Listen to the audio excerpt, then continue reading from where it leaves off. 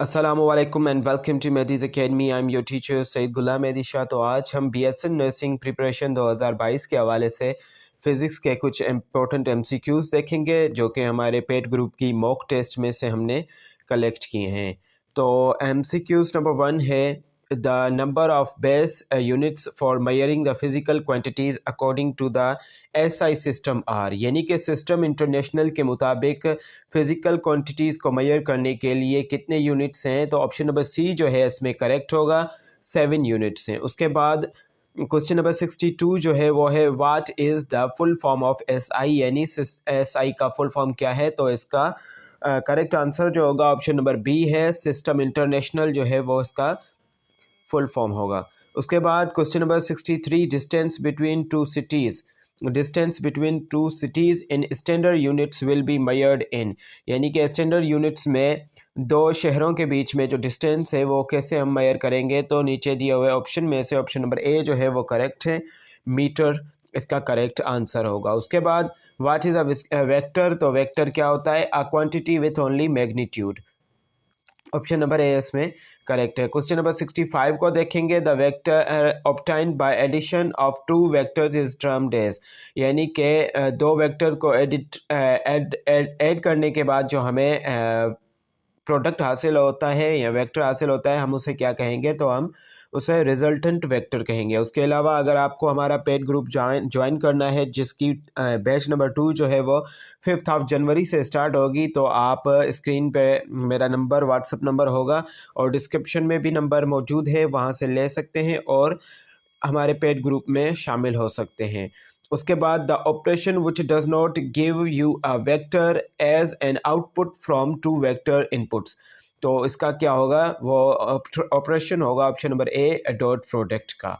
Which of the following law of motion is related to inertia, यानी कि नीचे दिया ऑप्शन में से कौन सा ला जो है वो इनर्शिया से रिलेट करता है। तो ऑप्शन नंबर ए जो है इसमें करेक्ट है, फर्स्ट लॉ ऑफ मोशन जो है उसे लॉ ऑफ इनर्शिया भी कहा जाता है। उसके बाद बढ़ेंगे क्वेश्चन नंबर 68 की जानिब, what is the force applied on a body with 5 kg of mass and acceleration of 7 metre per second, तो इसका जो है वो क्या होगा, व्हाट इज़ द फोर्स, हमें फोर्स मालूम करना है। तो F is equal to M A, यहाँ पे ये फॉर्मूला अप्लाई करके ऑप्शन नंबर ए जो है इसमें करेक्ट होगा, 35 न्यूटन।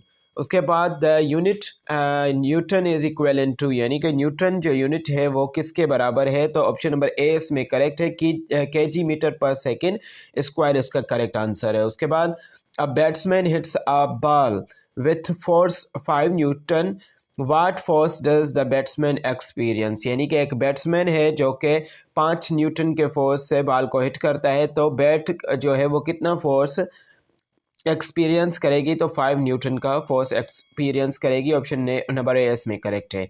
उसके बाद बढ़ते हैं नेक्स्ट क्वेश्चन जो कि है question number 71, what is the SI unit of current, यानी कि करंट का SI यूनिट क्या है। तो एम्पेयर जो है करंट का SI यूनिट है, इसमें ऑप्शन नंबर बी जो है वो करेक्ट होगा।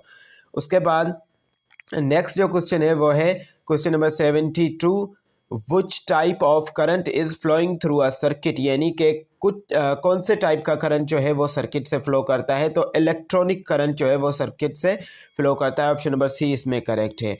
What is the study of electric charge, यानी कि अगर इलेक्ट्रिक चार्ज मोशन में है यानी हरकत में है तो हम उनकी स्टडी को क्या कहेंगे, तो उनकी स्टडी को करंट इलेक्ट्रिसिटी कहा जाएगा।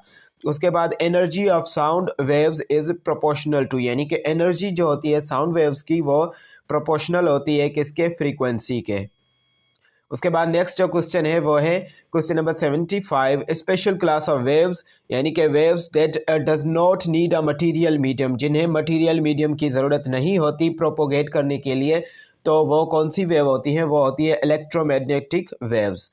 उसके बाद क्वेश्चन नंबर 76 को देखेंगे, if a wave can be polarise, यानी कि एक वेव जो पोलराइज हो सकती है उसका मतलब कि वो कौन सी वेव है, तो उसे ट्रांसवर्स वेव कहा जाता है। उसके बाद question number 77, speed of sound in vacuum is, यानी कि साउंड की जो स्पीड है वो वैक्यूम में कितनी होगी, तो इसका करेक्ट आंसर जो होगा वो होगा 340 मीटर पर सेकेंड। उसके बाद नेक्स्ट जो क्वेश्चन है क्वेश्चन नंबर 78, एब्सोल्यूट टेम्परेचर, यानी कि एब्सोल्यूट टेम्परेचर पे काइनेटिक एनर्जी ऑफ मॉलिक्यूल क्या होगी, तो वो 0 होगी।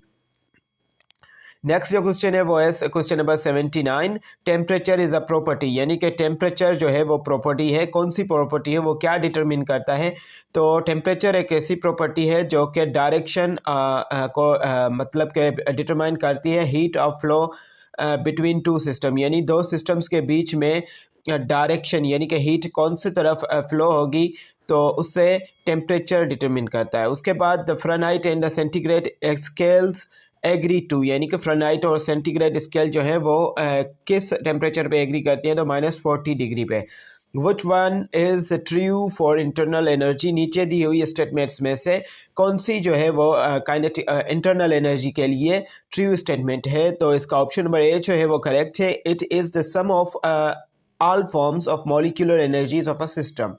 उसके बाद फेनोमेन of radio activity is associated with, यानी कि रेडियो एक्टिविटी का जो फेनोमेन है वो कौन से नीचे दी हुई स्टेटमेंट से मैच करता है या एसोसिएट है, तो एसोसिएटेड है, तो ऑप्शन नंबर डी इसमें करेक्ट है। Emission of spectral lines, which of the following radiation possess maximum penetrating power, तो नीचे दी हुई कौन सी रेडिएशन है जिसमें मैक्सिमम पेनिट्रेटिंग पावर होता है, तो गामा रेज में क्या होता है कि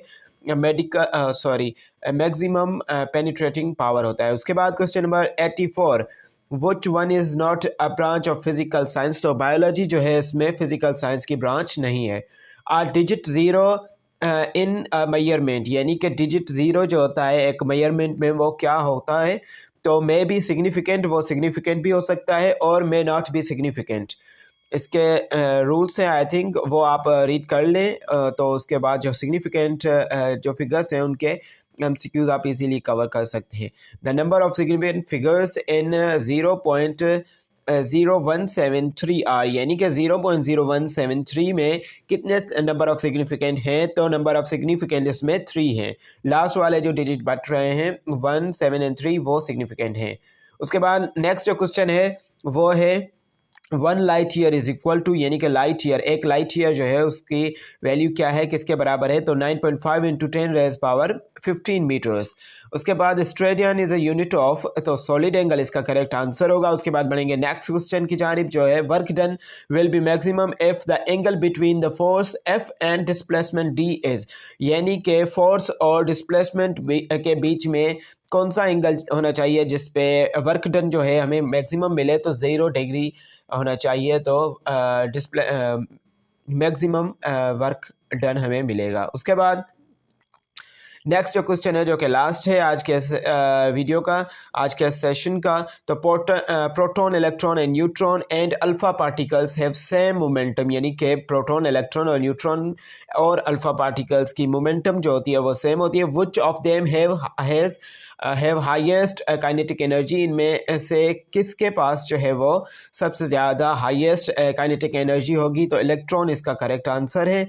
ये जो थे आज का पोर्शन जो कि मॉक टेस्ट में हमने से लिया था, जो कि 30 MCQs हैं फिज़िक्स के, जो कि आपको लम्स, डाउ और जिन्हा और NTS की आने वाली टेस्ट में हेल्प कर सकते हैं। अगर आपको हमारा पेड ग्रुप ज्वाइन करना है तो आप स्क्रीन पे हमारा नंबर मौजूद है, उससे कांटेक्ट करके आप ग्रुप में ज्वाइन हो सकते हैं। तो मिलते हैं नेक्स्ट लेक्चर में। अल्लाह हाफिज़।